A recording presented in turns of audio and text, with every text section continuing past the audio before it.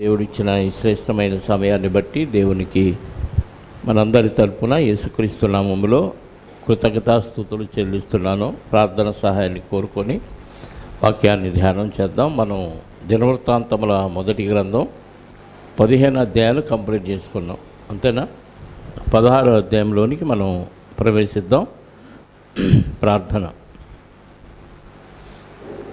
మహాఘన తేజోమయ మహా తేజస్సులో ఉన్న మహారాజా, మీ మహా వాత్సల్యం, కరుణ, కనికరం, మీ కృప, మీ దీర్ఘశాంతాన్ని బట్టి మీకు స్తోత్రములు తండ్రి. సజీవులే మిమ్మల్ని స్తుతించేది. మేము వెళ్ళే పాతాళమందు పని అయినా, ఉపాయమైన, తెలివైన, జ్ఞానమైన, పగ, ప్రతీకారం, ప్రేమ ఏది ఉండదని, ఏదైనా ఉంటే భూమి మీద బతుకున్నప్పుడే మేము చేయగలం కనుక మా చేతికి వచ్చిన ఏ పని అయినా, అనగా మీ పని, శక్తి లోపం లేకుండా మేము చేయటానికి ఏమాత్రం వెనుకాడక మాకిచ్చిన శక్తి సామర్థ్యాలన్నీ మీకోసం ధారపోసే స్థితిలో మేము ముందుకు సాగటానికి మీరిచ్చిన ఆరోగ్యాన్ని బట్టి, ఆయుష్కాలాన్ని బట్టి స్తోత్రాలు. లేఖనముల యందు నిత్యజీవము కలదని దాన్ని తలంచుచు దాన్ని పరిశోధించారు ఒకనాటి భక్తులు. ఆ నిత్యజీవాన్ని వెలికితీసి మర్మంగా ఉన్న క్రీస్తుని బయలుపరిచి తేటగా మాకు అర్థమగు రీతిలో గ్రంథాన్ని మా చేతికి ఇచ్చిన మీ ప్రేమను బట్టి స్తోత్రాలు. వెలుగులోకి వచ్చిన వెలుగయ్యున్న క్రీస్తుని మేము అంగీకరించి ఆయన ద్వారా నిత్య రాజ్యానికి వారసులుగా తీర్చబడటానికి మీరు చేసిన ప్రణాళికను బట్టి మీకు స్తోత్రాలు.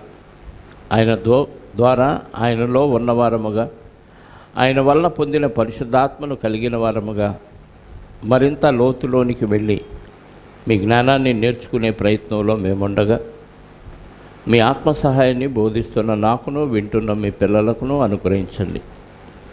మహిమ, ఘనత, ప్రభావాలు మా అందరి ద్వారా మీరే పొందుకొనమని, మా పాప విమోచకుడు మా కోసం శరీరధారిగా భూమి మీదకి వచ్చి తన శరీరాన్ని, పవిత్రమైన తన జీవితాన్ని త్యాగం చేసి మృతి పొంది సమాధి చేయబడి తిరిగి లేచిన క్రీస్తు యేసు యొక్క పునరుద్ధానం కలిగిన నామములో ప్రార్థించి అడిగి వేడుకొనుచున్నాను పరలోకపు తండ్రి, ఆమేన్. చేరువచ్చిన మీ అందరికీ ప్రభు అయిన క్రీస్తు నామములో శుభములు, వందనములు. దినవృత్తాంతముల మొదటి గ్రంథం 16వ అధ్యాయము మొదటి వచనం. గడిచిన కాలంలో మందసం తీసుకొచ్చే ఏర్పాట్ల గురించి మనం నేర్చుకున్నాం. ఈరోజు ఈ ప్రకారము వారు దేవుని మందసమును తీసుకొని వచ్చి దావీదు దాని కొరకు వేయించి ఉన్న గుడారము నడుమన దాన్ని ఉంచి దేవుని సన్నిధిని దహన బలులు, సమాధాన బలులను అర్పించిరి. మందసం తీసుకొని వచ్చారు. దావీదు గారు ఒక గుడారాన్ని ఏర్పాటు చేశారు. దానికోసం ఆ గుడారములో ఆ మందసాన్ని ఉంచి దహన బలులు, సమాధాన బలులు అర్పించారు. ఎవరు చెప్పారు ఈ దహన బలులు, సమాధాన బలులు అర్పించాలంటే? మోషే గారి ద్వారా దేవుడు తెలియచేశాడు. లేవీకాండం 7వ అధ్యాయము 19వ వచనం నుండి ఒకసారి చదవగలిగితే, లేవీకాండం 7వ అధ్యాయము 19వ వచనం, 11 నుంచి 19 వచనాలు.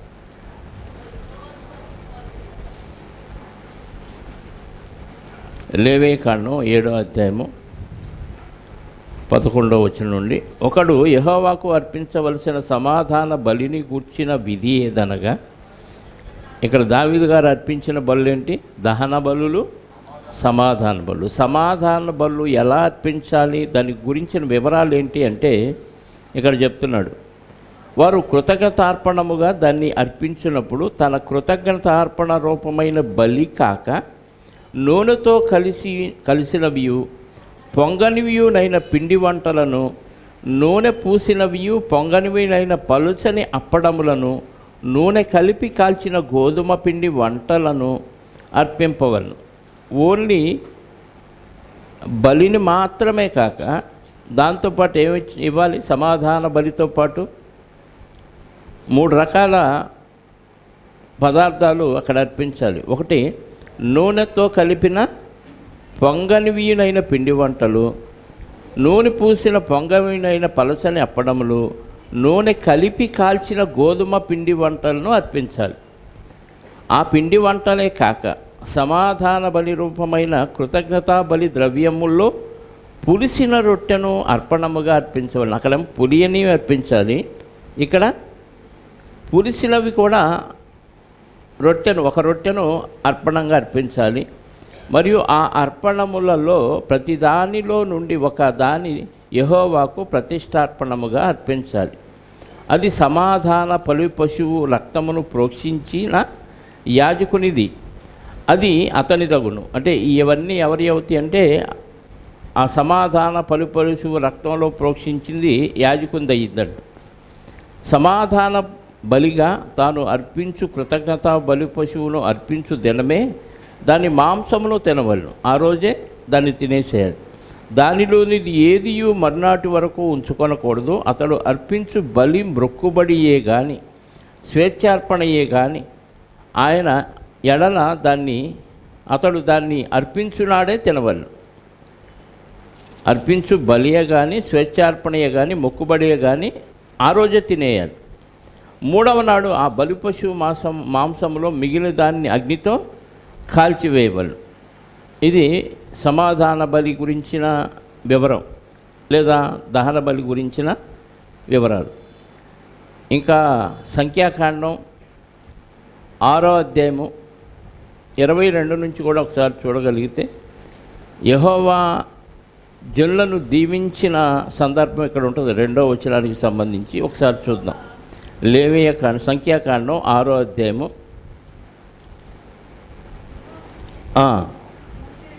22 నుంచి. యెహోవా మోషేకు ఇలాగూ సెలవిచ్చాడు, నీవు అహరోనుతోనూ అతని కుమారులతోనూ ఇలాగూ అనుము, మీరు ఇశ్రాయేలును ఇలాగూ దీవించవలను. ఇశ్రాయేలుని దహన బలులు అర్పించిన తర్వాత ఇశ్రాయేలుని యాజకులు దీవించాలి. ఏమని? యెహోవా నిన్ను ఆశీర్వదించి నిన్ను కాపాడునుగాక, యెహోవా నీకు తన సన్నిధి ప్రకాశింపచేసి నిన్ను కరుణించునుగాక, యెహోవా నీ మీద తన సన్నిధి కాంతి ఉదయింపచేసి నీకు సమాధానము కలుగచేయునుగాక. అట్లు వారు ఇశ్రాయేలు మీద నా నామమును ఉచ్చరించుట వలన నేను వారిని ఆశీర్వదించేదను. ఇది 2వ వచనానికి వివరణ. ముందుగానే చదివాం. 2వ వచనంలో ఏముందంటే 16వ అధ్యాయము దినవృత్తాంతాల్లో బలులు అర్పించిన తర్వాత తన దహన బలులను సమాధాన బలులను దావీదు అర్పించి చాలించిన తర్వాత అతడు యెహోవా నామమున జనులను దీవించి పురుషులకేమి స్త్రీలకేమి ఇశ్రాయేలు అందరిలో ఒక్కొక్కరికి ఒక్కొక్క రొట్టెను ఒక్కొక్క భక్ష్యమును ఒక ద్రాక్ష పండ్ల అడను పంచిపెట్టను. పలహారం పంచేశాడు. ఒక రొట్టె, ఒక భక్ష్యము, ఒక ద్రాక్ష పండ్ల అడ. అంటే పెద్ద గెల, 1 కేజీ 1/2 కేజీ కాదు. అంటే ఇక్కడ దీవించాల్సింది దేవుడి పేరు మీద యాజకులు, లేవీలు, అహరోను సంతానం. ఇప్పుడు చదివాం కదా సంఖ్యాకాండంలో 6వ అధ్యాయంలో. ఎవరికి చెప్పాలి? ఇది అహరోను అతని కుమారులతో చెప్పాలంటే ఈ లేవీలు దేవుని పేరు మీద ఇశ్రాయేలుని ఆశీర్వదించాలి. యెహోవా 3 విషయాలు చెప్పాడు ఎలా ఆశీర్వదించాలి అని అంటే, యెహోవా నిన్ను ఆశీర్వదించి నిన్ను కాపాడునుగాక, ఇది యాజకులు పలకాలి. యెహోవా నీకు తన సన్నిధి ప్రకాశింపచేసి నిన్ను కరుణించునుగాక, యెహోవా నీ మీద తన సన్నిధి కాంతి ఉదయింపచేసి నీకు సమాధానము కలుగ చేయునుగాక అని దేవుని పేరు మీద మీరు నా నామమును ఉచ్చరించుట వలన నేను వారిని. అంటే ఇక్కడ ఆశీర్వదించేది ఎవరు? యాజకులు కనపడుతున్నారు, కానీ ఆశీర్వదించేది దేవుడు. దేవుడి పేరు మీద యాజకులు ఇశ్రాయేలుని ఆశీర్వదించాలి. ఆశీర్వాదాలు యాజకుడి ద్వారా వస్తున్నాయి. అయితే ఆశీర్వదించేది చెప్పండి, ఆశీర్వదించేది దేవుడు. నేను మీకు ఆశీర్వాదాలు కలుగుగాక అంటే ఆశీర్వాదాలు రావు. ఎవరికి ఆశీర్వాదం ఇవ్వాలో దేవుడు ఇస్తాడు. కాపరి ఆశీర్వదించబడునుగాక, దీవించబడునుగాక, నువ్వు అభివృద్ధి పొందుదువు కాక అనగానే నీకు అభివృద్ధి రాదు, దీవెన రాదు. దేవుని పేరు మీద వాళ్ళు అర్హులైతే వాళ్ళని ఆశీర్వదించడానికి దేవుడు సిద్ధంగా ఉంటే ఆ వచనాలు ఎవరు పలకాలి? దేవుడి పేరు మీద యాజకులు, లేవీయులు, అహరోను సంతానం వారు పలకాలి. అయితే ఇక్కడ ఎవరు పలికారు? మనం చదివే 2వ వచనంలో దావీదు గారు పలికారు. దినవృత్తాంతాల 1 గ్రంథంలో పలికింది ఎవరు? దావీదు గారు. అహరోను వంశంలోనా, లేవీడా, యూదుడా?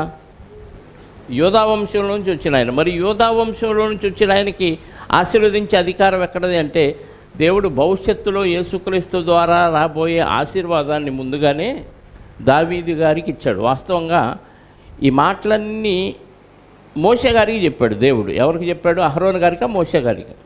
మోషే గారికి చెప్తే మోషే గారు అహరోనుకి చెప్పాడు. అహరోను గారు వాళ్ళ సంతానానికి చెప్పి ఇశ్రాయేలుని ఇలా దేవుని పేరు మీద ఆశీర్వదించాలి అని చెప్పాడు. అది ధర్మశాస్త్రంలో మోషే గారి ద్వారా దేవుడు తెలియజేసింది. అయితే ఇక్కడ ఆశీర్వాదం ఎవరిచ్చారు?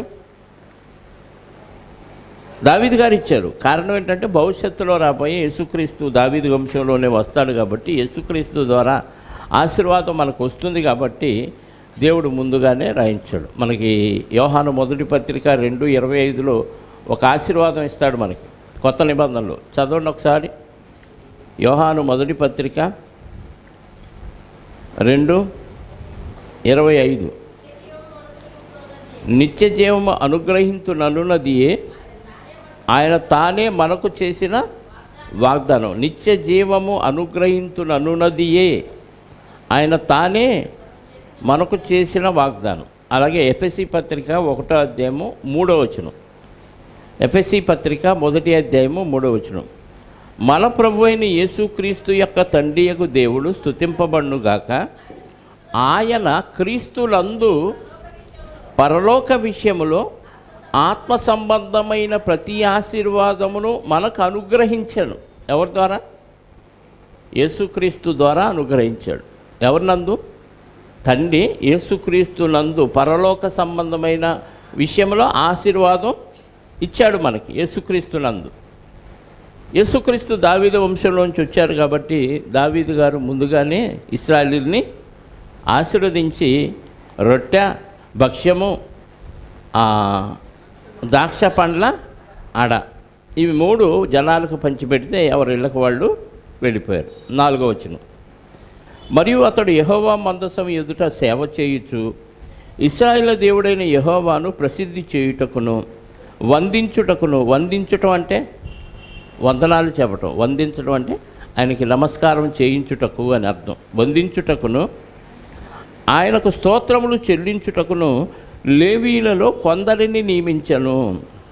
అంటే ఆ కాలంలో ఎవరు దేవుణ్ణి స్తుతించాలి, దేవుడికి వందనాలు చేయాలి, ఎవరు దేవుడిని స్తుతించాలి అనే విషయం ఎవరికి అప్పచెప్పాడంటే లేవీలో కొందరికి అప్పచెప్పాడు. అందరికీ కాదా? ఇశ్రాయేలు అందరికీ కాదు. దేవుణ్ణి ఘనపరచడానికి, స్తుతించడానికి, దేవునికి వందనాలు చేయటానికి ఎవరిని పెట్టాడంటే లేవీల్లో కొందరిని దావీదు గారు ఏర్పాటు చేశాడు. దేవుడు ఏర్పాటు ఉంది. అయితే దేవుడు ఏర్పాటుని దావీదు గారు ఇక్కడ అమలుపరుస్తున్నారు. ఎవరిని పెట్టాడు? లేవీయుల్ని పెట్టాడు. వారిలో ఆసాపు అధిపతి. ఎవరంట? ఆసాపు గారు అధిపతి. జకర్యా అతని తరువాతి వాడు. యమీయేలు, సెమీరామోతు, యహీయేలు, మత్తిత్య, ఏలియాబు, బెనాయ, ఒబేదెదోము, యహీయేలు అనువారు స్వరమండలములను, సితారాలను వాయించుటకై నియమించబడిరి. ఈ బ్యాచ్ అంతా ఎవరంట? ఆసాపు గారి కింద ఉన్న వాళ్ళందరూ ఎవరు? మ్యూజిషియన్స్ అంటే వాయిద్య సంగీతాన్ని వాయించేవాళ్ళు. మ్యూజిషియన్ కాదు, మ్యూజిషియన్ అంటే ఆర్కెస్ట్రా వాళ్ళు, మన భాషలో చెప్తే. వాళ్ళు ఎవరెవరు? ఆసాపు లీడరు. వాళ్ళందరికీ లీడర్ ఎవరు? ఆసాపు గారు. ఆయన కింద వీళ్ళంతా ఉన్నారు. ఆసాపు తాళములను వాయించువాడు. 6వ వచనం. బెనాయ, యహజీయేలు అను యాజకులు ఎప్పుడునూ దేవుని నిబంధన మందసం ఎదుట బోరలు ఊదువారు. దేవుని మందసం దగ్గర బోరలు ఊదేవాళ్ళు ఇద్దరు కనపడుతున్నారు. ఎవరు? వాళ్ళిద్దరు ఎవరు? యాజకులు. మందసం దగ్గర ఉండాల్సిన వాళ్ళు యాజకులే, అందరు కాదు. లేవీలందరూ అక్కడ ఉండే పని లేదు. అహరోను సంతానంలోంచి వచ్చిన యాజకులు మాత్రమే మందసం దగ్గర ఉండి బోరలో ఊతారు. మిగతా వాళ్ళందరూ రకరకాల ఇన్స్ట్రుమెంట్స్ అన్నీ వాయిస్తూ ఉంటారు. 7వ వచనం, ఆ దినమందు యెహోవాను స్తుతి చేయు విచారణను ఏర్పరచి దావీదు ఆసాపు చేతికిని వాని బంధువుల చేతికిని దాన్ని అప్పగించను. అర్థమవుతుందా? ఎవరికి అప్పగించారు? ఎవరు అప్పగించారు? వెంటనే ఎవరు? ఆసాపు గారికి. దావీదు గారు ఆసాపు బంధువులకి, ఆసాపు గారికి అప్పగించాడు. అంటే ఎలా దేవుణ్ణి స్తుతించాలి? దేవుణ్ణి స్తుతించటం అంటే ఏంటి? ఈ క్రమాన్ని ఈరోజు సంఘాల్లో ఎవ్వరూ ఆచరించట్లేదు. ఎక్కువ మంది స్తుతించడం అనగానే మనుషులు కల్పించిన పద్ధతుల్లో దేవుడిని స్తుతిస్తున్నారు తప్ప బైబిల్లో దేవుడు చెప్పిన పద్ధతుల్లో స్తుతి ఆరాధన జరగట్లేదు. దావీదు గారు, ఆసాపు గారు వారి బంధువుల చేతికి ఒక క్రమాన్ని అప్పగించాడు. స్తుతి చేసే విచారణ అంటే ఇలాంటి పద్ధతులతో దేవుణ్ణి స్తుతించాలి, దేవునికి ఘనపరచాలి అనే విషయాన్ని అక్కడ తెలియజేశాడు. వాళ్ళు ఎలా దేవుణ్ణి స్తుతించారు అనేది 8వ వచనం నుండి ఒకసారి చూద్దాం. ఆయన ఏర్పాటు చేసిన విధానం కూడా మనం 15వ అధ్యాయంలో 16 నుంచి చదివాం. ఇంతకుముందే అధ్యాయంలో 15వ అధ్యాయంలో స్తుతి చేసే విచారణను దావీదు గారు ఎవరెవరికి అప్పగించారు, ఏంటి వాళ్ళ పరిస్థితి అనేది ఇక్కడ చదివాం. 15వ వచనం 15వ అధ్యాయము 16వ వచనం నుండి లేదా 15 నుంచి. తర్వాత లేవీయులు యెహోవా సెలవిచ్చిన మాటను బట్టి మోషే ఆజ్ఞాపించినట్టు దేవుని మందసంలో దాని దండెలతో తన భుజముల మీద ఎత్తుకొని అంతటా దావీదు, మీరు ఈ బంధువులకు పాఠకులను పిలిచి మీ బంధువులకు పాఠకులను పిలిచి స్వరమండలములు, సితారాలు, తాళములకు లోనగు వాద్య విశేషములతో గంభీర ధ్వని చేయుచు సంతోషముతో స్వరములెత్తి పాడునట్లు యెహోవాకు ఏర్పాటు చేయడని లేవీల అధిపతులకు ఆజ్ఞ ఇచ్చెను.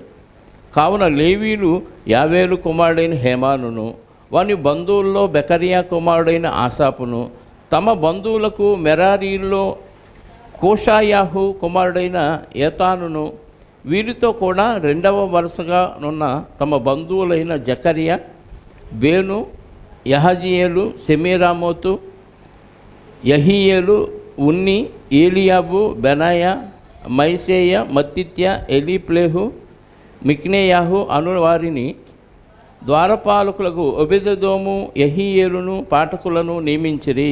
పాఠకులైన హేమాను, ఆసాపు, ఏతాను పంచలోహంల తాళములు వాయించుటకు నియమింపబడిరి. ఇలా ఎవరెవరిని దేనికి నియమించాడో ఇక్కడ మనం చదివాము. వాళ్ళందరూ కలిసి యెహోవాను స్తుతి చేసే విచారణను ఇక్కడ అమలుపరుస్తున్నారు. స్తుతి చేయటం అంటే ఏమేమి అంశాలు ఉంటాయో కింద రాయించాడు. 8వ వచనం, యెహోవాకు కృతజ్ఞతాస్తుతులు చెల్లించుడి, ఆయన నామమును ప్రకటన చేయుడి, ఆయన కార్యములను జనములలో తెలియచేయుడి, ఆయనను గూర్చి పాడుడి, ఆయనను గూర్చి కీర్తించుడి, ఆయన అద్భుత క్రియలన్నిటినీ గూర్చి సంభాషణ చేయుడి, ఆయన పరిశుద్ధ నామమును బట్టి అతిశయించుడి, యెహోవాను వెతుకువారు ఉదయమందు సంతోషించుదురుగాక. ఇందులో స్తుతి చేసే విచారణ అనగానే కొన్ని విషయాలు ఇక్కడ చెప్పాడు. అందులో అన్ని సంఘాల్లో జరిగేది ఏంటంటే ఆయన గూర్చి పాడుతున్నారు, ఆయన గూర్చి కీర్తిస్తున్నారు, ఈ 2 చేస్తున్నారు. కానీ పైన కింద చెప్పినవి చేయట్లా. అంటే దేవుడిని స్తుతించడం అంటే ఏం చేయమన్నాడు దావీదు గారు? యెహోవాకు కృతజ్ఞతాస్తుతులు అంటే ఏం చేయాలి?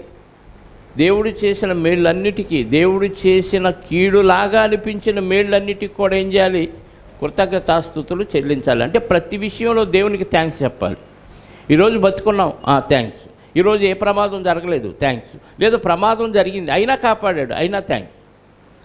5 వేళ్ళు నోట్లో పోవటానికి అవకాశం ఇచ్చాడు, థ్యాంక్స్. ఉదయాన్నే లేచి మంచినీళ్ళు తాగటానికి అవకాశం ఇచ్చాడు, టీ కాఫీలు తాగటానికి అవకాశం ఇచ్చాడు. ప్రతి విషయంలో థ్యాంక్స్ చెప్పడం కూడా దేవుణ్ణి స్తుతించడం. ఎంతమంది చేస్తున్నారు ఈ కార్యక్రమం?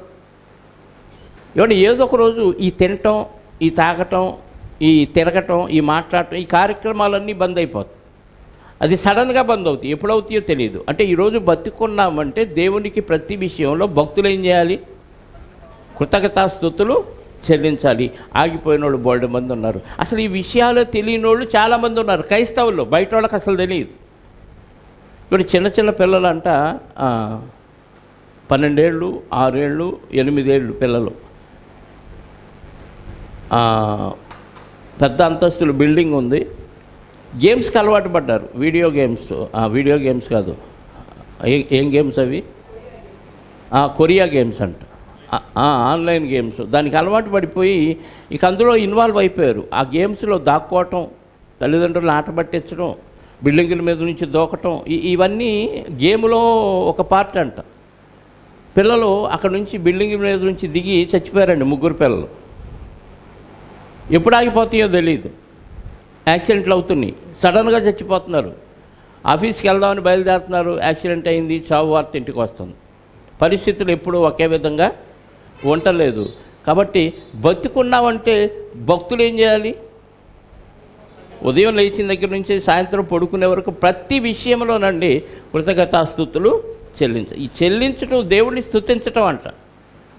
అమ్మయ్య, దేవుడే నాకు ఈ అవకాశం ఇచ్చాడు, దేవుడే కాపాడాడు, దేవుడే ఆహారం ఇచ్చాడు, దేవుడే మంచినీళ్ళు ఇచ్చాడు, దేవుడే దేవుడే దేవుడు, అన్నీ దేవుడే అనే ఆలోచన విధానంతో నువ్వు మనసులో పెద్దగా నాకర్లా ఆ భావాన్ని మనసులో కలిగి ఉంటే కూడా దేవునికి థ్యాంక్స్ చెప్పినట్టు.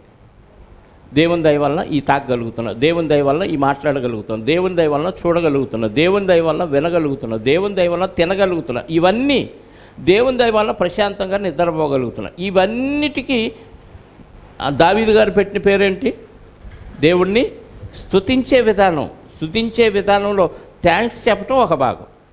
తర్వాత ఆయన నామమున ప్రకటన చేయుడి అంటే ఏం చేయాలి? యెహోవా యెహోవా యెహోవా, లేకపోతే యేసు యేసు యేసు అని ప్రకటన చేయటమేనా? ఇది అర్థం కావట్లేదు జనాలకి. నామమును ప్రకటన చేయటం అంటే దేవుని యొక్క లక్షణాలని తెలియజేయటం. దేవుని లక్షణం అంటే దేవుని లక్షణాలు అంటే ఏ సందర్భంలో ఏ పని చేశాడో అది ఆయనకు పేరు. ఉదాహరణకి యుద్ధానికి వెళ్ళినప్పుడు ఇశ్రాయేల్ కంటే ముందుగా దేవుడే వెళ్ళి వాళ్ళతో యుద్ధం చేశాడు కాబట్టి ఆ సందర్భంలో దేవుడికి ఏ నామం ఉంది? సైన్యములకు అధిపత్యకు యెహోవా. ఇశ్రాయేలు ఒక చోట ఉంటే చుట్టూ జనం, అన్ని జనులు ఉన్నారు, ఎవరు వీళ్ళ మీదకు రాకుండా ఏమి లేవు. అదంతా అరణ్య ప్రాంతం, ఎడారి ప్రాంతం, చుట్టూ హద్దులేమి లేవు, ఎవరైనా ఎప్పుడైనా వచ్చి మీద పడవచ్చు. కానీ ఇశ్రాయేలీల మీదకి ఎవరో రాకుండా దేవుడు ఒక కోటగా ఉన్నాడు. ఆ సందర్భంలో దేవుడికి పెట్టిన పేరు ఇశ్రాయేలుకు కోటగా, కొండగా, అండగా ఉన్న దేవ. అది ఒక పేరు, అది ఒక నామం. ఇశ్రాయేలుని శత్రువుల నుంచి రక్షించినప్పుడు ఇశ్రాయేలీలకి రక్షకుడు, ఆ పేరు అది. ఎప్పుడు రక్షించిన సందర్భంలో రక్షకుడు. సైన్యము నుంచి కాపాడి సైన్యాన్ని చంపినప్పుడు సైన్యములకు అధిపతి అయిన యెహోవా. ఇలా ప్రతి సందర్భంలో ఇశ్రాయేలు దేవుడిని పేర్లు పెట్టి వాళ్ళు పిలిచారు. ఇప్పుడు ఆయన నామాన్ని ప్రకటన చేయాలంటే దేవుడికి ఎన్ని పేర్లు ఉన్నాయి చెప్పండి? ఎన్ని ఉన్నాయి? ప్రతి సందర్భంలో ఒక కార్యం చేశాడు. విమోచకుడు, వాళ్ళని ఐగుప్తు బానిసత్వం నుంచి విడిపించినప్పుడు విమోచకుడు. కాబట్టి మా దేవుడి పేరు ఏంటనుకున్నా విమోచకుడు. ఏంటంటే ఎక్కడి నుంచైనా మమ్మల్ని విడిపించగలడు, సమస్యల వలయంలో నుంచి విడిపించగలడు, దాస్యములో నుంచి మమ్మల్ని విడిపించగలడు, శత్రువు చేతిలో నుంచి కూడా మమ్మల్ని విడిపించగలడు. ఆయన పేరే విమోచకుడు. ఎక్కడి నుంచైనా మమ్మల్ని రక్షించగలడు. ఆయన పేరే రక్షకుడు. ఆయన నామమును ప్రకటించుడు అనగానే ఆయనకి ఎన్ని పేర్లు ఉన్నాయంటే అన్ని సందర్భాల్లో ఎన్ని సందర్భాల్లో ఏ ఏ కార్యాలు చేశాడో అవన్నీ ఆయన పేర్లే.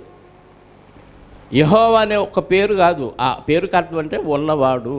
ఆయనకి పుట్టినవాడు కాదు, వచ్చినవాడు కాదు, ఏమీ లేనప్పుడు ఉన్నవాడు అని చెప్పగలిగిన వ్యక్తి ఆయన ఒక్కడే. ఇంకా ఆయనకి పలానప్పటి నుంచి ఉన్నాడు, ప్రారంభం ఉంది, ముగింపు ఉందని కాదు. ఉన్న వ్యక్తి ఆయన అని చెప్పడానికి యెహోవా అనే ఒక పేరుని చెప్పాడే తప్ప అది కూడా ఆయన నామే. ఆయన పేర్లు ఆయన చేసిన పనులను బట్టి ఆయా సందర్భాలు. అంటే జనాల్లో ఏం చేయాలంటే దేవుడు యొక్క పేర్లు చెప్పాలి.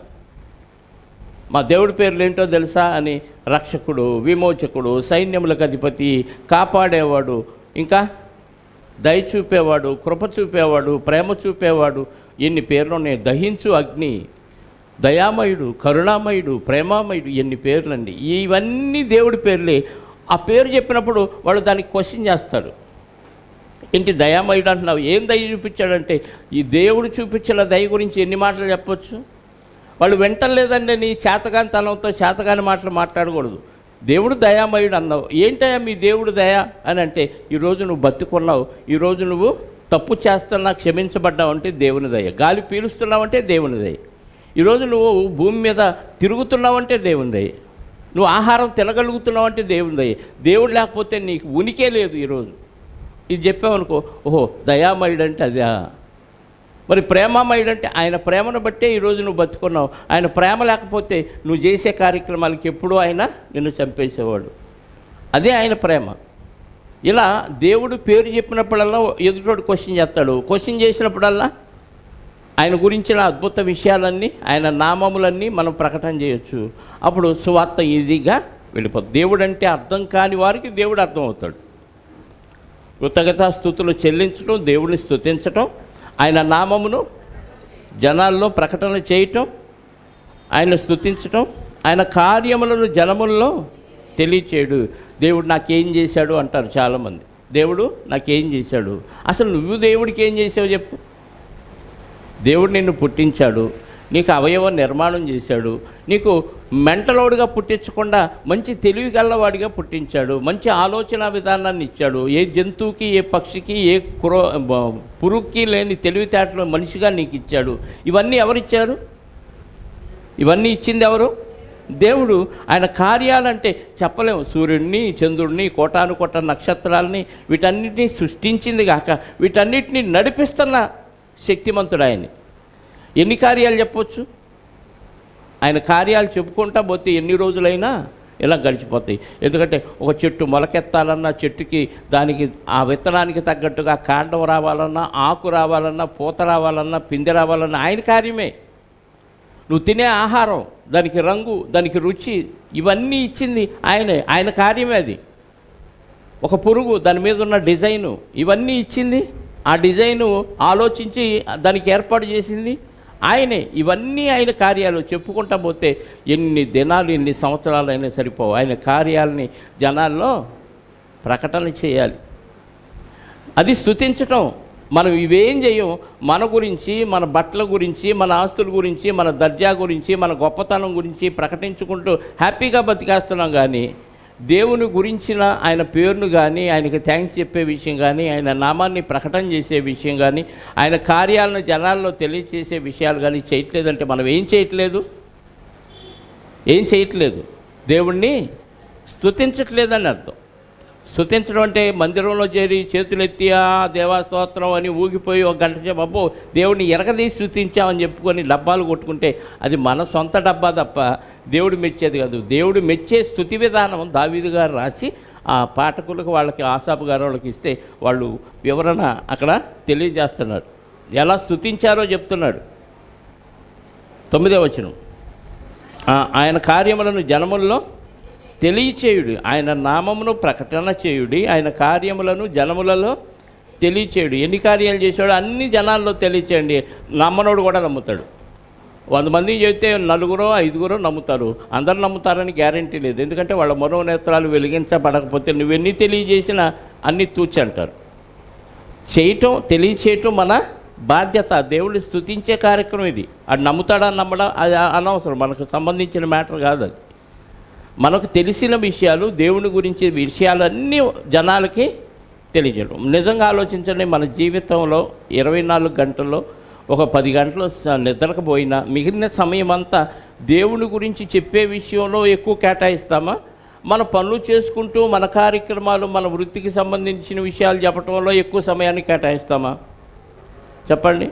2 ఆడవాళ్ళు కానీ 2 మగవాళ్ళు కానీ ఎవరైనా కలుసుకున్నారంటే ఎవరెవరి గురించి ఏదో మాట్లాడుకుంటారు. లేదా వంట వార్పు గురించి, బట్టల గురించి, డిజైన్ల గురించి, వాళ్ళ గురించి, వీళ్ళ గురించి మాట్లాడుకుంటారు తప్ప దేవుని కార్యాల గురించి ఏడ మాట్లాడుకుంటారు? మాట్లాడుకోలేదంటే మనం దేవుణ్ణి స్తుతించట్లేదు అని అర్థం.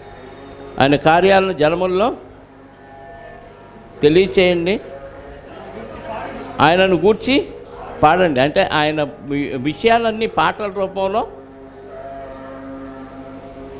ఆయన గూర్చి పాటల రూపంలో పాడాలి, కీర్తన రూపంలో కీర్తించాలంటే ఆయన ఎంత గొప్పోడో కీర్తించడం అంటే అర్థం. కీర్తించడం అంటే ఆయన చేసిన కార్యాలన్నీ పాటల రూపంలో పాడటం. పాటలో ఏముంది? దేవుని మాట ఉంది.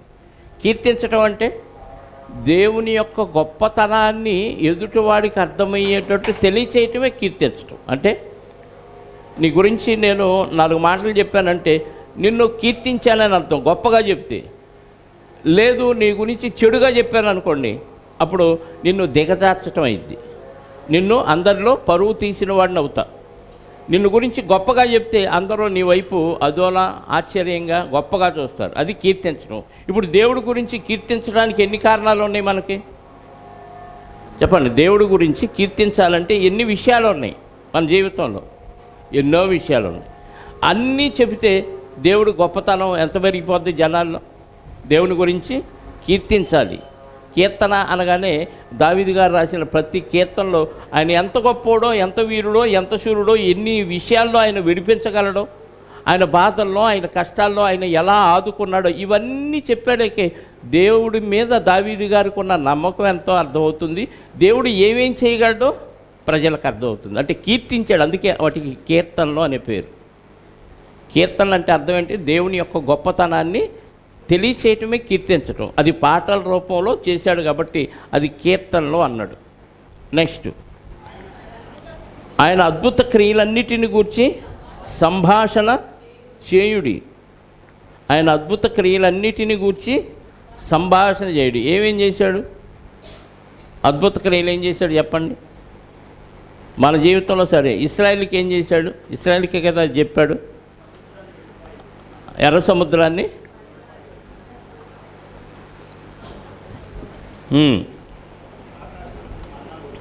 ఆకాశం నుంచి మన్నా కురిపించాడు. దానికి ముందు ఐగుప్తులో తెగుళ్ళు, రకరకాల తెగుళ్ళు రప్పించాడు. ఇశ్రాయేల్ దగ్గర బాగుంటుంది వాతావరణం, ఆ ఐగుప్తులో ప్రజల మీద, రాజుగారింట్లో తెగుళ్ళు. ఇక్కడ ఇశ్రాయేల్ ఉన్న ప్రాంతంలో, గోషేన్ ప్రాంతంలో ప్రశాంతమైన వాతావరణం. అక్కడ చీకటి, ఇక్కడ వెలుగు. అక్కడ మిడతలు, ఇక్కడ ప్రశాంతం. అక్కడ నల్లులు, ఇక్కడ ప్రశాంతంగా ఉంది. అక్కడ కప్పలు, ఇక్కడ ప్రశాంతంగా ఉంది. అలా అక్కడ తెగుళ్ళు రప్పించాడు, ఇక్కడ వాతావరణాన్ని ఆయన నమ్మిన బిడ్డలకు మంచిగా వాతావరణాన్ని ఇచ్చాడు. ఇవన్నీ ఆయన అద్భుత కార్యాలు. ఎర్ర సముద్రం పాయలు చేయటం, నీటిని రక్తంగా మార్చటం, ఆకాశం నుంచి మన్నా కురిపించటం, పగలు మేఘస్తంభంలో, రాత్రి ఎయిర్ కండిషన్లో ఇశ్రాయేలుని అరణ్య మార్గంలోంచి నడిపించాడు. వాళ్ళు ఆహారం వండుకోకుండా ఆహారాన్ని కురిపించాడు. వాళ్ళ చెప్పులు అరిగిపోలేదు, ఆయన వాళ్ళ కాళ్ళు వాయలేదు, వాళ్ళ బట్టలు మాయలేదు. ఇవన్నీ ఏంటి? మామూలుగా మనం రోజు ఒక జత మారుస్తామా? కొంచెం పిసినారోళ్ళు, ఎందుకులే సరుపు దండగా, నీళ్లు దండగా అనుకున్న వాళ్ళు 2 రోజులకో 3 రోజులకో చెమట కంపుతోనే అలాగే తిరుగుతారు అనుకోండి. కానీ సహజంగా పనికెళ్ళి వచ్చిన వాళ్ళు ఏం చేస్తారు?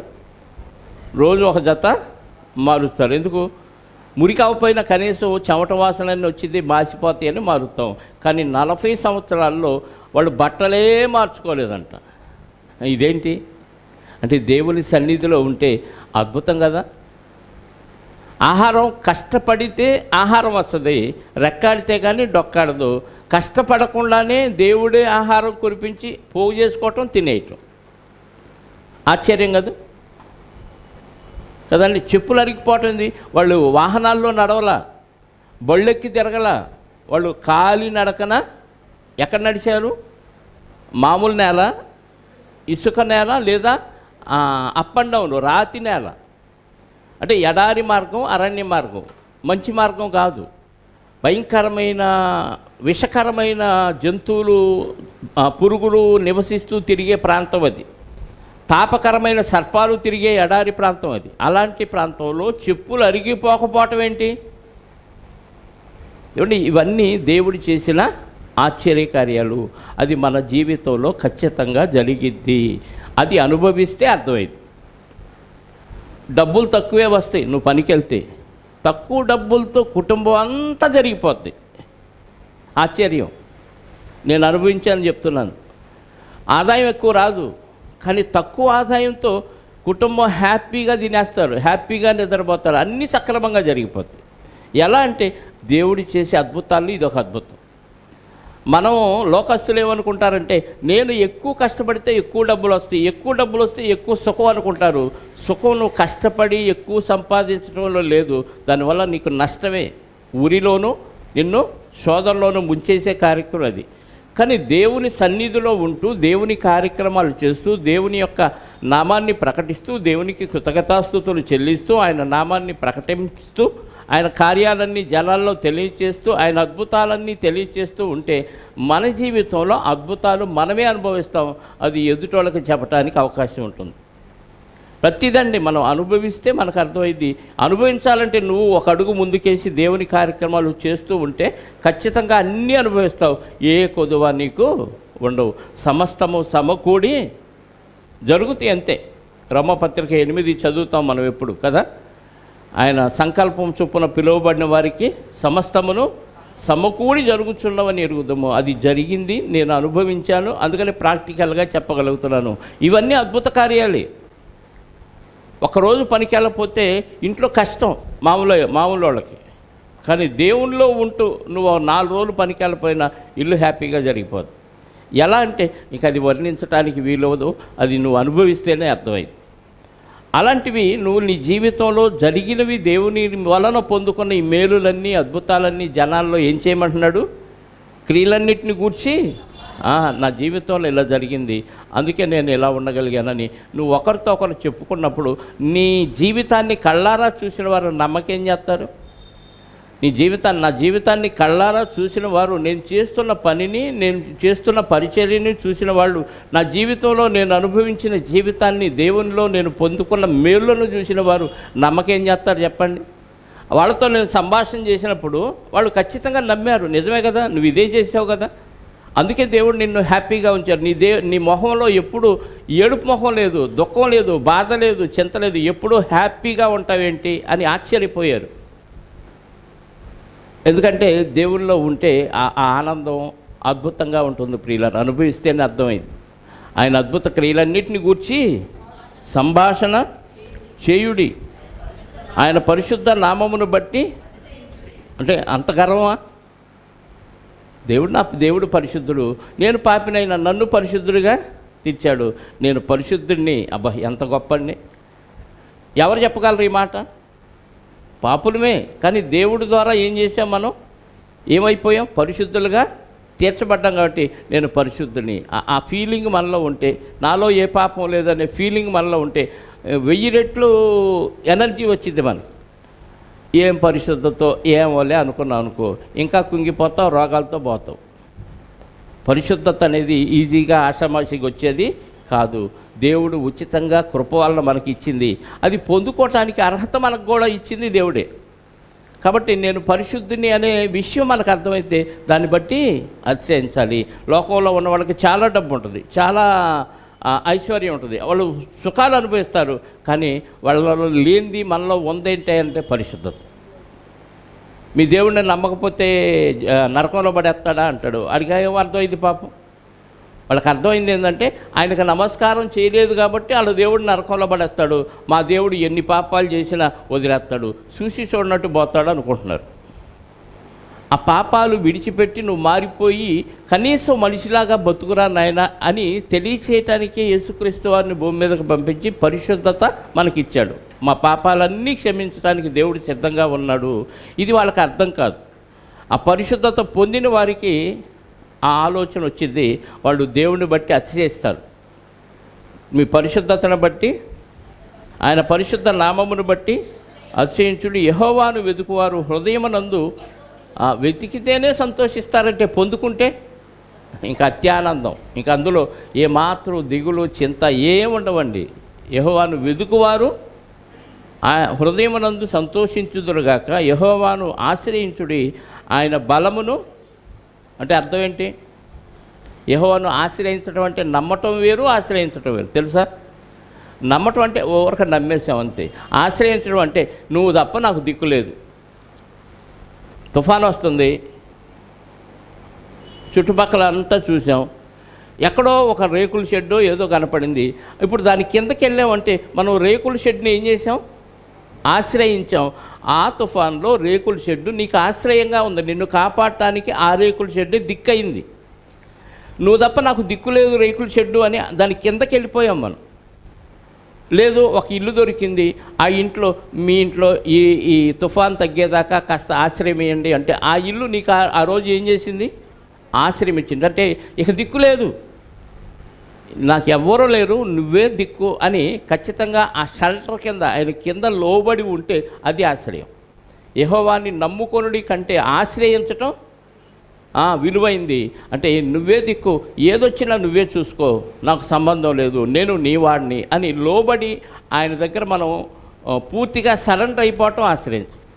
యెహోవాను ఆశ్రయించుడి, ఆయన బలమును ఆశ్రయించుడి. ఆయన బలాన్ని అంటే ఆయన తక్కువ బలమైన వాడు కాడు, సర్వశక్తిమంతుడు. ఆయన బలాన్ని గురించి ఏమనుకుంటున్నాం?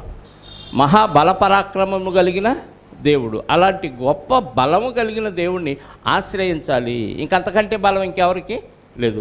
చిన్న చిన్న బలాల వాళ్ళని ఆశ్రయిస్తేనే వాళ్ళు మనకి ఆశ్రయం ఇవ్వచ్చు, గెంటేయచ్చు. కానీ దేవుణ్ణి ఆశ్రయిస్తే ఆయన మహాబలవంతుడు కాబట్టి ఇంకా దానికి మించిన బలం ఏదీ లేదు. కాబట్టి ఖచ్చితంగా మనం ఆశ్రయించిన దానికి ఫలాన్ని పొందుకోగలము. ఓకే, తర్వాత వచ్చిన 11, యెహోవాను ఆశ్రయించుడి, ఆయన బలమును ఆశ్రయించుడి, ఆయన సన్నిధి నిత్యమును వెదకుడి. ఆయన సన్నిధి నిత్యము వెదకండి. సన్నిధికి వచ్చాం కదా ఏం పర్వాలేదు అనుకొని నిర్లక్ష్యం ఉండకూడదు. ఒకవేళ పక్కకి వెళ్ళేవేమో, నేను సన్నిధిలో ఉన్నానా లేదా వెతుక్కుంటూ ఆయన సన్నిధిలోనే ఉండటానికి వెతకండి. వెతికితే సన్నిధిలో ఉన్నాను, నో ప్రాబ్లం. సన్నిధిలో ఉన్నాననే భ్రమలో ఉండటం వేరు, సన్నిధిలో ఉండటం వేరు. కాబట్టి వెతుకుతూ ఆయన సన్నిధిలో నిత్యము ఉండండి.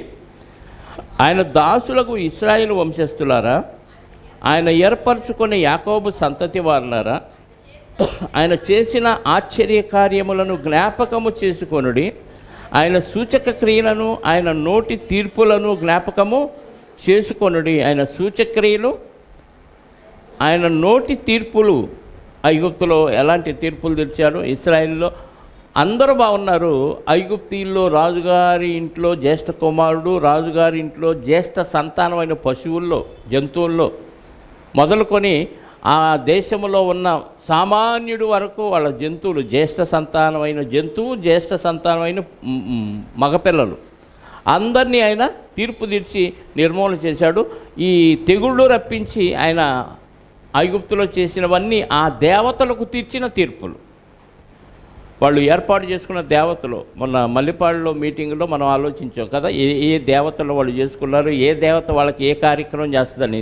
వాళ్ళ దేవతలన్నీ ఏమీ చేయలేవు, అవి కేవలం మనుషులుగా మీరు చేసుకున్న బొమ్మలే, అవి శక్తి లేనివి అని రుజువు చేయటానికి దేవుడు అన్ని కార్యక్రమాలు చేసి సూచక్రియలు చేసి ఆ దేవతలన్నిటికీ దేవుడు ఏం చేశాడు?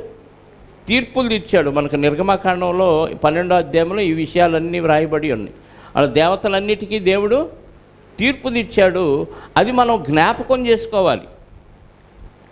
ఇశ్రాయేలుని జ్ఞాపకం చేసుకోమన్నాడు. ఇప్పుడు మనం ఏం చేయాలి? వాటన్నిటినీ జ్ఞాపకం చేసుకోవాలి. ఆయన చేసిన ఆశ్చర్యకార్యములను జ్ఞాపకం చేసుకోండి. ఆయన సూచక్రియలను, ఆయన నోటి తీర్పులను జ్ఞాపకం చేసుకోండి. ఆయన మన దేవుడైన యెహోవా, ఆయన తీర్పులు భూమి అందంతటా జరుగుతున్నవి. ఆయన తీర్పులు భూమి అందంతటా జరుగుతున్నవి. అంటే భూమి మీద ఎవరికి ఎప్పుడు ఎక్కడ ఎలా తీర్పు తీర్చాలో దేవుడికి తెలుసు. తీర్పు జరగట్లేదు అనుకుంటారు, ఫైనల్ జడ్జిమెంట్ ఉంది, అందరూ ఒకసారి పైకి లేచి అప్పుడు తీర్పు తీరుస్తాడు అనుకుంటారు. అది కరెక్టే. కానీ ప్రతి తరంలో మనిషి పుట్టిన దగ్గర నుంచి మరణించే వరకు ఆడు జీవించిన విధానాన్ని బట్టి జడ్జిమెంట్ అయిపోతుంది. ఆదాం గారి మొదలుకొని క్రీస్తు 2వ రాకడ వరకు భూమి మీద పుట్టిన ప్రతి మనిషి జీవించిన విధానాన్ని బట్టి, ఆ జీవిత విధానంలో వాడు బతికిన దాన్ని బట్టి వాడికి జడ్జిమెంట్ ఇక్కడే జరిగిపోతుంది. ఆ జడ్జిమెంటు అప్పుడు జరిగే ఫైనల్ జడ్జిమెంట్ వేరు, ఎప్పటికప్పుడు జడ్జిమెంట్ అయింది. జడ్జిమెంట్ అయిపోయింది కాబట్టి ధనవంతుడు ఎక్కడికి వెళ్ళాడు? వేదన పొందే స్థలానికి వెళ్ళాడు. లూకాసు వార్త 16లో చదువుతాం కదా. జడ్జిమెంట్ భూమి మీద అయిపోయింది కాబట్టి లాజరు గారు అబ్రహాము రొమ్మున ఆనుకుంటా కొనిపోబడ్డాడు. జడ్జిమెంట్ కాకుండా జైలు శిక్ష ఎందుకు పడుతుంది ధనవంతుడికి? కాబట్టి ప్రతి తరములో ఎవరు పుట్టినా, ఎవరు మరణించే లోపు వాళ్ళకి జడ్జిమెంట్ అయిపోయింది. మరణించగానే జడ్జిమెంట్ అమలైంది. మీకు అర్థమవుతుందా? మరణించగానే తీర్పు అమలయ్యి వాడు వెళ్ళవలసిన ప్రదేశానికి వెళ్ళిపోతాడు. ఇక్కడ జడ్జిమెంటు ఎప్పుడుకో అయింది కోర్టులో, ఈలోపు వాయిదాలు, వాదోపవాదాలు. లాయర్ గారు మంచి బ్రెయిన్ కలిగినోడు, తికమక చేయగలిగినోడు అనుకోండి, ఆడు తిమ్మిని బమ్మిని చేయగలిగినోడు అనుకోండి, నేరస్తుని కూడా వీడు యథార్థవంతుడు, వీడు ఏ తప్పు చేయలేదని రుజువు చేసి కోర్టులో తప్పుడు సాక్ష్యాలు పెట్టి విడిపించవచ్చు. కానీ దేవుడి దగ్గర ఈ పప్పులు ఉడకవు. ఎందుకంటే ప్రకృతి, పంచభూతాలు, నీ మనస్సాక్షి మొత్తం నీతో పాటు జీవించిన వారు కూడా సాక్ష్యం చెప్తారు. ఇంకా వీటి నుంచి ఎక్కడ తప్పించుకుంటాం? నీతో పాటు జీవించిన వారు సాక్ష్యం చెప్తారు, నీ మనస్సాక్షి సాక్ష్యం చెప్పిద్ది, ప్రకృతి, పంచభూతాలు సాక్ష్యం చెప్తాయి. వీటి నుంచి ఇంకా తప్పించుకునే అవకాశం లేదు. కాబట్టి నువ్వు మరణించగానే నీకు జడ్జిమెంట్ అయిపోయి నువ్వు వెళ్ళిపోతావు, వెళ్ళాల్సిన ప్రదేశానికి వెళ్ళిపోతావు. నీతిమంతుడివి, కాపాడుకున్నావు, అంత్యదినం వరకు కాపాడుకుంటే పరదేశికి వెళ్ళిపోతావు. లేదు అంటే వేదన పొందే స్థలానికి వెళ్ళిపోతావు. ఏ క్షణాన మరణం వచ్చిందో తెలియదు. కాబట్టి మరణించే రోజు నువ్వు నీతివంతుడిగా ఉన్నావా, పాపిగా ఉన్నావా, దాన్ని బట్టి నీ జడ్జిమెంటు నిర్ణయం అయిపోద్ది. అంటే మరణించిన రోజు ఉన్న పరిస్థితిని బట్టి నీకు జడ్జిమెంట్ జరిగిపోద్ది. కాబట్టి అప్పటి నుంచి ఇప్పటి వరకు ఆ తీర్పులన్నీ లోకమంతటా జరిగిపోతుంది. యేసుని నమ్మాడా, వాడికి తీర్పు లేదు. యేసుని నమ్మలేదా, వాడికి తీర్పు నిలిచి ఉంది. వాడు చనిపోగానే తీర్పు అమలేదు. కాబట్టి లోకమందంతటా ఆయన తీర్పులు జరుగుచున్నవి, ఎప్పటికప్పుడు జరిగిపోతూనే ఉన్నవి. వాళ్ళని బాగా బతకలేస్తున్నాడు, వాళ్ళు హ్యాపీగా బతుకుతున్నారు, దేవుడు ఏంది వాళ్ళని చూడట్లేదు అనుకుంటున్నాం మనం.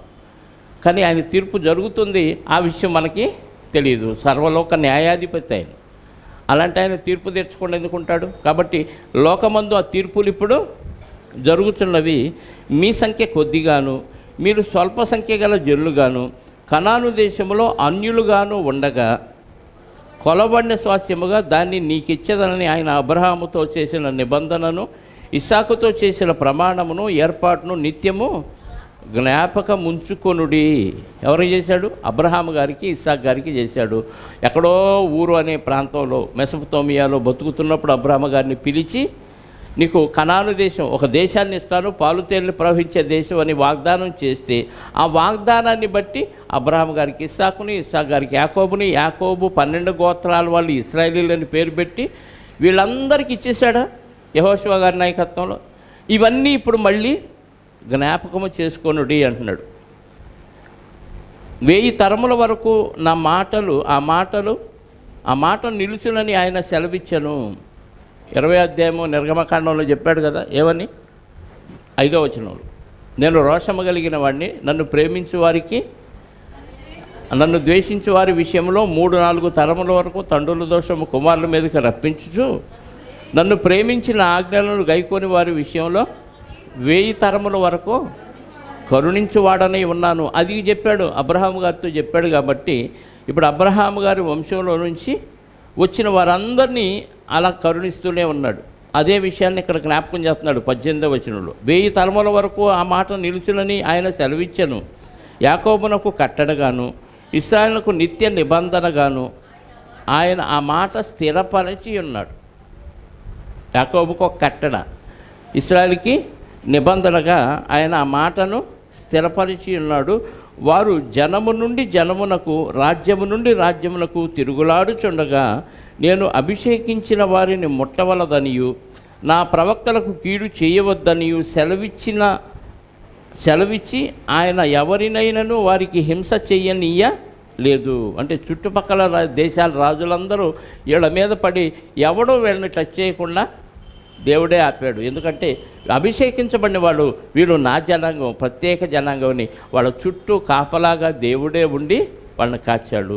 చుట్టుపక్కల ఎంత గొప్ప రాజులున్నా, ఎంత బలవంతులున్నా, ఎంత ఆజానుబాహులున్నా వీళ్ళ మీద ఈగ కూడా వాళ్ళకుండా కాపాడింది ఎవరు? చెప్పండి, ఎవరు? దేవుడే. అవన్నీ ఒకసారి జ్ఞాపకం చేసుకోండి అని చెప్తున్నాడు. అంటే దేవుణ్ణి స్తుతి చేసే విచారణలో ఇవన్నీ గుర్తు రావాలా? గత జీవితంలో మన పరిస్థితి ఏంటి, దేవుడు మనల్ని ఎలా కాపాడాడు, ఎలా రక్షించాడు, ఒకప్పుడు అలాగే ఉండిపోయి అలాగే చనిపోతే నా పరిస్థితి ఏమయ్యేది? ఇప్పుడు ప్రమాదాల్లో ఎంతోమంది తప్పని చచ్చిపోతున్నారండి. మా రూట్లోనే ఈ మధ్య 2-3 చావులు కనపడినాయి. 3 రోజుల క్రితం మన పక్కనింట్లో చంటి అని ఉంటాడు, వాళ్ళ నాన్నగారు ఆఫీస్కి వెళ్తుంటే వాచ్మెన్గా సాయంత్రం 6:30 గంటలకు తాగి వచ్చి బైక్తో గుద్దారు. ఆయన ఇక్కడ పడిపోయింది, ఇదంతా నుదురుపోయింది, ఇది 2 పగిలిపోయినాయి. హాస్పిటల్లో ఉన్నాడు ప్రస్తుతానికి, ఇంకా కళ్ళు తెరవలేదు, పరిస్థితి ఏమైందో తెలియదు. క్షణంలో మనం తారుమారైపోతాం. అలాగ మరణించామనుకోండి ప్రభువుని అంగీకరించకుండా, మన పరిస్థితి ఏమయ్యేది? ఒకసారి ఇవన్నీ జ్ఞాపకం చేసుకుంటే మరింతగా దేవునికి దగ్గరైపోతాం. ఇశ్రాయేలుకి ఇవన్నీ జ్ఞాపకం చేసుకుంటూ రండి, మీరు దేవుణ్ణి విడిచిపెట్టరు. దేవుణ్ణి విడిచిపెట్టకుండా ఉంటే మీరు దేవుణ్ణి స్తుతించినట్టే. అక్కడ మనం చదువుకుంది ఏంటి? 7వ వచనంలో దావీదు గారు ఆసాపు చేతికి వారి బంధువుల చేతికి యెహోవాను స్తుతి చేయు విచారణని ఏర్పరిచి వాళ్ళకి ఇస్తే అందులో ఏమేమి ఉన్నాయంటే, ఇదిగో ఆయన గురించి పాడండి, కృతజ్ఞతాస్తుతులు చెల్లించండి, కీర్తించండి, ఆయన నామమును ప్రకటన చేయండి, ఆయన అద్భుత కార్యాలన్నీ జనాల్లో తెలియచేయండి, ఆయన ఆశ్చర్యక్రియలు మీరు ఒకళ్ళనొకళ్ళు మాట్లాడుకోండి, సంభాషణ చేయండి. ఇవన్నీ చెబుతూ దేవుడు వాళ్ళకి చేసిన గతంలో చేసినవన్నీ ఒకసారి మళ్ళీ జ్ఞాపకం చేసుకోమని చెప్తున్నాడు. ఏమేం చేశాడు అనేది. 8:22 వారి నిమిత్తము రాజులను గద్దించెను. సర్వభూజనులారా యెహోవాను సన్నుతించుడి, అనుదినము ఆయన రక్షణను ప్రకటించుడి, అన్ని జిల్లాలో ఆయన మహిమను ప్రచురించుడి. అంటే ఏం చేయాలి? అందరూ ఆయన నామాన్ని ఎక్కడ? అన్ని జనుల్లో ప్రచురించాలి. సమస్త జనముల్లో ఆయన ఆశ్చర్యకార్యములను ప్రచురించుడి. యెహోవా మహాఘనత వహించినవాడు, ఆయన బహుగా స్తుతి నొంద తగినవాడు, సమస్త దేవతల కంటే ఆయన పూజ్యుడు, జనముల దేవతలన్నీయు వట్టి విగ్రహములే. యెహోవా ఆకాశ వైశాల్యమును సృజించినవాడు, ఘనత ప్రభావములు ఆయన సన్నిధిని ఉన్నవి. ఇప్పుడు ప్రార్థన చేసేటప్పుడు ఈ పదాలన్నీ వర్ణించవచ్చు దేవుడిని. ఎన్ని విషయాలు ఇక్కడ రాయబడినయో చూడండి. దేవుడి గురించి సమస్త జనముల్లో ఆయన ఆశ్చర్యకార్యాలను ప్రకటన చేయండి. యెహోవా మహా ఘనత వహించిన వాడు. 25వ వచనం, ఆయన బహుగా స్తుతి నొందదగినవాడు, సమస్త దేవతల కంటే ఆయన పూజ్యుడు, జనముల దేవతలన్నీ వట్టి విగ్రహములే. ఇది బయట పబ్లిక్లో అనకండి, కొడతాడు. జలముల దేవతలన్నీ వట్టి విగ్రహములే. యెహోవా ఆకాశ వైశాల్యమును సృజించినవాడు, ఘనతా ప్రభావములు ఆయన సన్నిధిని ఉన్నవి, బలమును సంతోషమును ఆయన యొద్ద ఉన్నవి. జలముల కుటుంబములారా యెహోవాకు చెల్లించుడి, మహిమ బలమును యెహోవాకు చెల్లించుడి. యెహోవా నామమునకు తగిన మహిమను ఆయనకు. యెహోవా నామమునకు తగిన మహిమ అంటే ఆయన గొప్పతనం చాలా గొప్పది, ఆయన మహిమ చాలా గొప్పది. దానికి తగ్గట్టుగా మీరు చెల్లించాలంటే తక్కువ చేసి చూపించకూడదు. దేవుణ్ణి చాలా ఉన్నతంగా చూపించాలి, గొప్పగా చూపించాలి, మహిమ కలిగిన వాడిగా చూపించాలి. మన ప్రవర్తన, మన మాట తీరు, మన క్రియలను బట్టి దేవుణ్ణి చిన్నగా చూపించే అవకాశాలు కనపడుతున్నాయి ఇప్పుడు. అందుకే సమాజానికి దేవుడు అర్థం కాలేదు. ఆయన చాలా గొప్పవాడు కాబట్టి ఆయన తగ్గట్టు ఆయన రేంజ్లో ఆయన చూపించాలి. ఆయన రేంజ్ని తగ్గించి మనం చూపించకూడదు దేవుణ్ణి. ఆయన మహిమ ప్రభావాలు ఆయన తగ్గట్టుగా చూపించండి.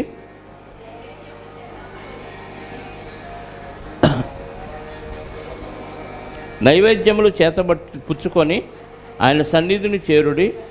పరిశుద్ధ అలంకారములకు ఆభరణములు ధరించుకొని ఆయన ఎదుట సాగిలపరుడి. అంటే యాజకులు లేవీలైన వారికి పరిశుద్ధ అలంకారములకు ఆభరణాలు, దేవుని సన్నిధిలోకి వెళ్ళేటప్పుడు ఏమేమి ధరించాలో అవన్నీ ధరించుకొని ఆయన సన్నిధిలోకి వెళ్ళాలి అని చెప్పాడు. ఆ తలుపులు వేసేయండి.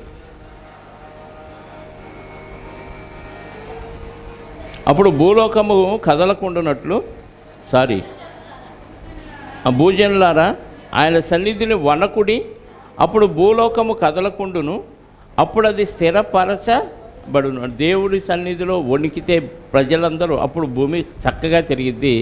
దేవుడిని పట్టించుకోకుండా ఎవరిష్టానుసారంగా వాళ్ళు వెళ్ళిపోతే నోవాహు దినాల్లో జరిగినట్టు, సొదొమ గొమొర్రాల విషయంలో జరిగినట్టుగా ఏదో ఒక ప్రమాదం భూమికి వచ్చే అవకాశాలు ఉన్నాయి. భూజనులారా ఆయన సన్నిధిని వనకండి, అప్పుడు భూలోకము కదలకుండును, అప్పుడు అది స్థిరపరచబడును. యెహోవా ఏలుచున్నాడని జనముల్లో చాటించండి. దేవుడు ఏళ్తున్నాడా? సర్వలోకాన్ని పాలిస్తున్న సకల యుగములలో రాజు దేవుడే. కాకపోతే ఆయన రాజ్యం ప్రత్యేకంగా భూమి మీద కనపడటానికి యేసుక్రీస్తు ద్వారా దేవుడు ఒక రాజ్యాన్ని 2000 సంవత్సరాల క్రితం స్థాపించి క్రీస్తుని ప్రభువుగా ప్రతిష్ఠించి ఆయన ఏలికగా పెట్టి దేవుడే ఆళ్తున్నాడు. ఈ క్రీస్తు రాకముందు దేవుడే రాజుగా ఉండి పరిపాలిస్తున్నాడు. కాకపోతే అన్ని జనుల్లాగా లోక మర్యాద చొప్పున మాకు కూడా రాజు కావాలని ఇశ్రాయేలీలు అన్యులు చూసి ప్రేరణ పొంది ప్రత్యేకంగా రాజ్యాధికాన్ని ఏర్పాటు చేసుకున్నారు. కానీ వాళ్ళని పరిపాలిస్తున్న దేవుడే వాళ్ళకు రాజుగా ఉన్నాడు. కాబట్టి అదే విషయాన్ని యెహోవా ఏలుచున్నాడని దేవుడు న్యాయం చూస్తాడు, దేవుడే పరిపాలిస్తున్నాడు. రాజులను ఏర్పాటు చేసేది ఆయనే, వాళ్ళ చేత పరిపాలన చేయించేది ఆయనే, ఆయన చేత ఆ రాజుల చేత మనల్ని చితగొట్టించేది ఆయన. మనమేమనుకుంటామంటే ఆయన వస్తే బాగోదు, ఈయన వస్తే బాగోదు, రాజకీయంలోకి మనల్ని లేలేవాడు క్రైస్తవుడై ఉండాలి. అది ఈ రోజుల్లో జరిగే పని కాదు. ఎవరిని ఏర్పాటు చేస్తాడో దేవుని చిత్తం అది. ఎందుకంటే ఆయన వెనకుండి పరిపాలించే దేవుడు. మనం దుర్మార్గం అయ్యామనుకోండి, మనకి ఎవరిని ఏర్పాటు చేయాలో ఆయనకు తెలుసు. మనకి బుద్ధి రావటానికి ఎవరిని ఏర్పాటు చేయాలో ఆయనకు తెలుసు. ఈ మధ్య క్రైస్తవ వ్యతిరేక చట్టాన్ని ఒకటి కొన్ని రాష్ట్రాల్లో అమలుపరుస్తున్నారు. అంటే బలవంత మత మార్పిడి చేస్తే ఇంత కఠినమైన శిక్ష అని వాళ్ళ ప్రాంతంలో కొన్ని రాష్ట్రాల్లో ఒక చట్టాన్ని తెచ్చి ఆయా ముఖ్యమంత్రులు దాన్ని అమలుపరుస్తూ ఉన్నారు. అది మిగతా రాష్ట్రాల్లో కూడా రాకుండా ప్రార్థన చేద్దామని కొంతమంది యూట్యూబ్లో పెడుతున్నారు. అసలు ఎవరిని పెట్టాలి, ఎవరిని పెట్టొద్దు, ఎవరిని మంత్రిగా చేయాలి, ఎవరిని రాజుగా చేయాలి అనే నిర్ణయం ఎవరిది? దేవుడిది. రోమపత్రిక 13లో చదువుతాం కదా, ఒకసారి చదవండి, ముగిస్తాను.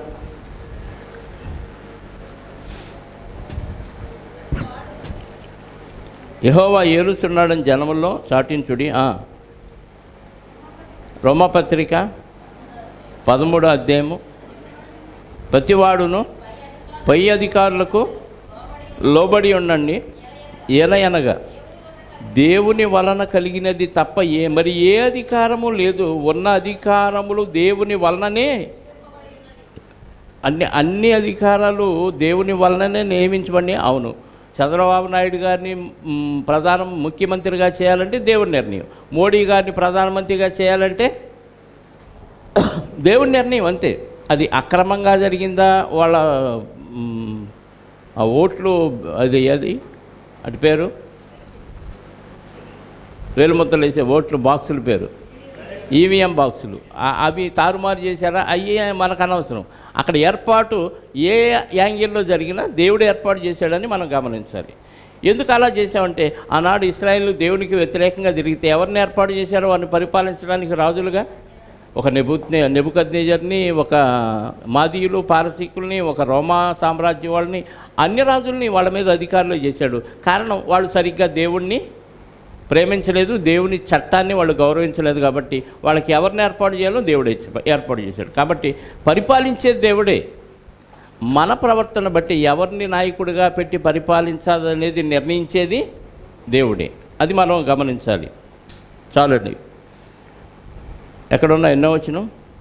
యెహోవా ఏలుచున్నాడని జనముల్లో చాటించుడి, ఆకాశములో ఆనందించునుగాక, భూమి సంతోషించునుగాక, సముద్రము దాని సంపూర్ణతయు ఘోషించునుగాక, పొలములు వాటి యందుండు సర్వమును సంతోషించునుగాక, యెహోవా వేంచేయుచున్నాడు. వచ్చే వారం యెహోవా వేంచేయుచున్నాడు దగ్గర నుంచి మనం ఆలోచిద్దాం, ప్రార్థన చేసుకుందాం. క్రీస్తు యేసునందు మమ్మలను అత్యధికంగా ప్రేమించిన మా కన్న తండ్రి, మహాఘన తేజోమయ, సర్వశక్తిమంతుడా, సర్వలోక న్యాయాధిపతి, మీ మహా ప్రేమ, కృప, కనికరము, జాలి, దయను బట్టి మీకు స్తోత్రాలు. నిజంగా మీ బలపరాక్రమాలు ఎంతో గొప్పవి. అన్నిటికంటే ముఖ్యంగా మీ యొక్క పరిశుద్ధత ఇంకా దేనిలో ఎక్కడా లేదు నాయన. అంత గొప్ప పరిశుద్ధుడిగా మీరుండి ఆ పరిశుద్ధతను కోల్పోయిన మాకు తిరిగి మీ కుమారుడైన క్రీస్తు ద్వారా మీరు ఉచితంగా అనుగ్రహించినందుకు స్తోత్రాలు. ఈ పరిశుద్ధులమని మమ్మల్ని మేము తలుచుకుంటేనే మాకు అతిశయం కలుగుతుంది అని, ఆ పరిశుద్ధతను బట్టి మేము అతిశయించాలని తెలియజేశారు. అందును బట్టి స్తోత్రాలు. పరిశుద్ధులుగా ఉన్న మేము మిమ్మల్ని స్తుతించి ఆరాధించి ఘనపరిచే విధానాన్ని ఆనాడు దావీదు గారు ఆసాపు గారి చేతికి వారి బంధువుల చేతికి ఇచ్చిన సందర్భాన్ని ఈరోజు మేము నేర్చుకోవటానికి మీరు ఇచ్చిన అవకాశాన్ని బట్టి స్తోత్రాలు. అందులో నుంచి ఆత్మీయమైన ఎన్నో విషయాలు మాకు తెలియచేశారు. అందును బట్టి మీకు క్రీస్తు ద్వారా కృతజ్ఞతాస్తుతులు చెల్లిస్తూ వచ్చిన బిడ్డలందరినీ సురక్షితంగా వారి కుటుంబాలకు చేర్చండి. వచ్చిన వారిలో ఎవరెవరికి ఎలాంటి అవసరాలు ఉన్నాయో మీకు తెలుసునైనా బలహీనంగా ఉన్నవారిని బలపరచండి తండ్రి. ఆ ఆర్థిక సమస్యలతో సతమతమవుతున్న వారికి ఆర్థిక బలాన్ని ఇవ్వండి. అనారోగ్యంతో బాధపడుతున్న బిడ్డలకు చిన్నలు మొదలుకొని వృద్ధుల వరకు మీ యొక్క కృపతో వారిని మంచి ఆరోగ్యవంతులుగా తీర్చి ఇచ్చిన ఆరోగ్యాన్ని మీ యొక్క పరిచర్యలో వారు ఉపయోగించడానికి వారికి మంచి ఆలోచన విధానాన్ని కలిగించమని కోరుకుంటూ, సంతానం లేని వారికి సంతానాన్ని, పిల్లలు కావలసిన వారికి పిల్లల్ని మీ చిత్తమైతే అనుగ్రహించి మా అందరి ద్వారా మీరే మహిమ ఘనత ప్రభావాలు పొందుకోరమని.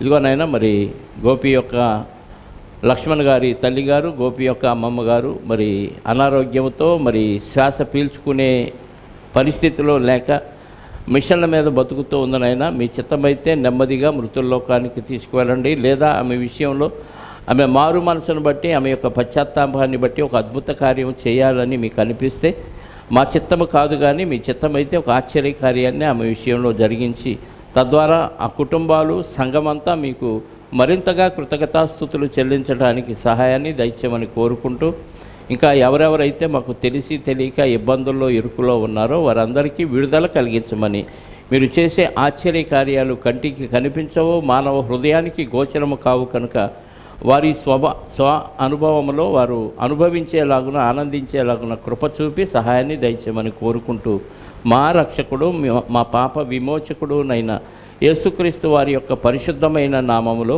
ప్రార్థించి అడిగి వేడుకొనిచున్నాను పరలోకపు తండ్రి.